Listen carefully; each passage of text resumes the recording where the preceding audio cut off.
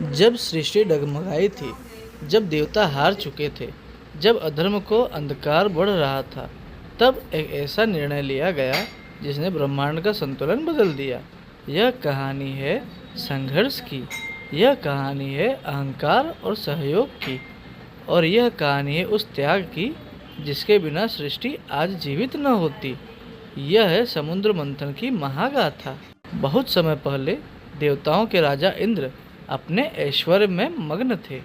एक दिन महान तपस्वी दुर्वासा ऋषि उन्हें मिले।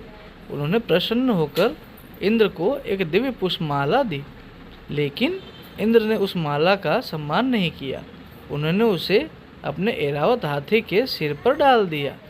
हाथी ने माला को जमीन पर फेंक दिया। दुर्वासा क्रोधित हो उठे। उन्होंने कहा, इंद्र, तुम्हारा अहंकार तुम्हारे पतन का कारण बनेगा। तुम्हारी सारी शक्ति और वैभव समाप्त हो जाएगा। और श्राप सत्य हो गया। देवताओं की शक्ति क्षीण होने लगी।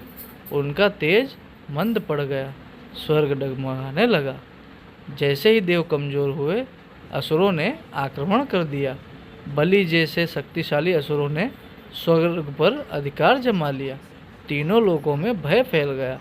देवताओं ने अनेक युद्ध लड़े, पर हर बार पराजित हुए। आखिरकार वे सब भगवान विष्णु की शरण में गए। इंद्र ने हाथ जोड़कर कहा, प्रभु, हमारी रक्षा कीजिए। भगवान विष्णु शांत मुस्कुराए।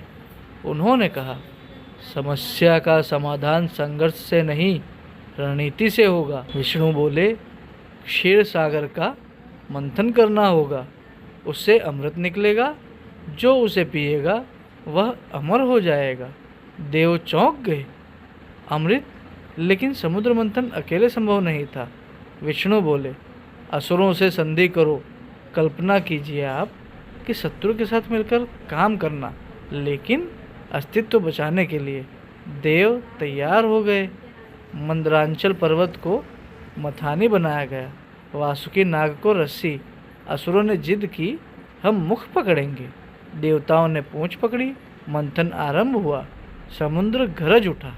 लहरें आकाश छूने लगी। पर्वत डूबने लगा। तभी भगवान विष्णु ने कूर्म अवतार लिया। विशाल कछुए के रूप में उन्होंने पर्वत को अपनी पीठ पर संभाल लिया। अचानक समुद्र से उठी काली ज्वाला। निकला हलाहल विष, इतना भयानक कि उसकी गर्मी से देवता बेहोश होने लगे। पक्षी आकाश से गिर पड़े। पृथ्वी कांप उठी। यदि यह विष फैल जाता तो ब्रह्मांड समाप्त हो जाता। देव भागे, असुर पीछे हटे। सबने एक दूसरे की ओर देखा। कोई आगे नहीं बढ़ा। तब किसी ने कहा, महादेव। कैलाश पर्वत पर भगवान शिव ध्यान में लीन थे। देवताओं ने आकर प्रार्थना की, प्रभु प्रभु, सृष्टि संकट में है। शिव ने आंखें खोली।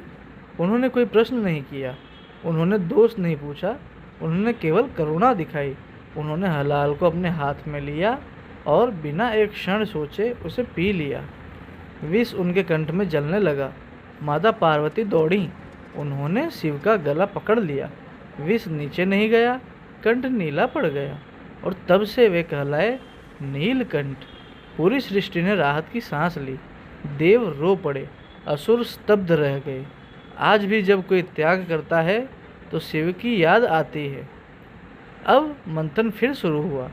एक एक करके रत्न निकले। कामधेनु जो हर इच्छा पूरी करे, उच्चैश्रवा दिव्य घोड़ा, ऐरावत श्वेत हाथी, कौस्तुभ मणि जिसे विष्णु ने धारण किया, अप्सराएं स्वर्ग की सुंदरी बनी, चंद्रमा जिसे शिव ने अपने मस्तक पर धारण किया, महालक्ष्मी जो समुद्र से कमल पर प्रकट हुई, और अंत में धन्वंतरी अमृत कलश लेकर प्रकट हुए।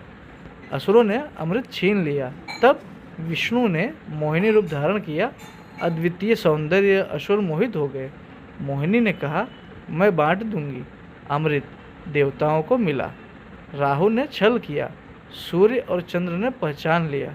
विष्णु ने सुदर्शन से उसका सिर काट दिया और राहु केतु जन्मे। समुद्र मंथन केवल कथा नहीं, यह जीवन है। समुद्र हमारा मन है। देव हमारे सद्गुण असुर हमारे दोष, मंथन संघर्ष, विष पीड़ा, अमृत सफलता।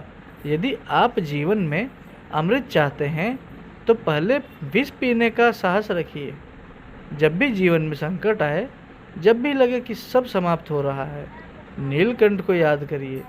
त्याग ही सबसे बड़ा अमृत है। हर हर महादेव।